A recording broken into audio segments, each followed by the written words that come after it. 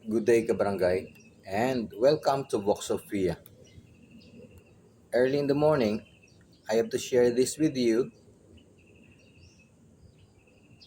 tungkol sa Antikristo. Antikristo galing sa dalawang salita. Anti, ibig sabihin ay laban. Kristo, laban sa mga turo ni Jesucristo. Antikristo. Halimbawa, yung tinuro ni Kristo ay ang pananampalataya na walang gawa ay patay. Patay yung pananiwala na yan. Patay yung pananam na yan, pananampalataya na yan.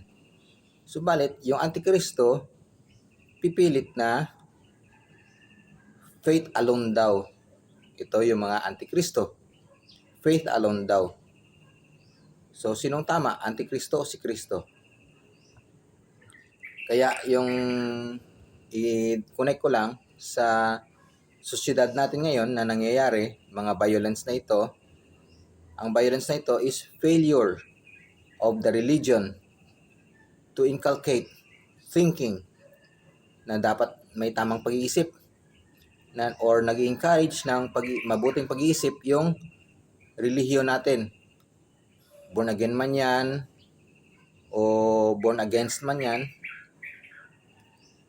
dapat ay nag-encourage ng pag-iisip. Subalit, dahil nga komportable sila sa hindi nag-iisip, komportable silang sumang-ayon ng sumang-ayon, mag-amin ng amin na lang sa mga kabulastugan, ayaw nila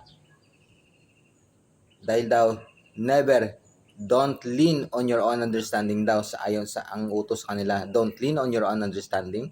Itong nangyayari sa paligid natin.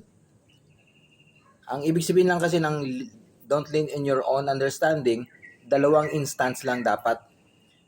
Huwag kang magkunya-kunwaring o nagmarunong ka tungkol sa health issue.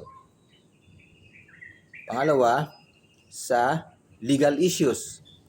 Huwag kang magbarong-marunong or ang health issue or science man, huwag kang magmarunong sa mga science na yan. Huwag marunong sa mga health issues, sa mga huwag kang maglarong magkunwaring doktor ka, mag-i-issue ka ng magre-reseta ka ng mga recommendation ng kung ano-ano. Yun ang wrong. At ang ikalawa ay ang legal issues.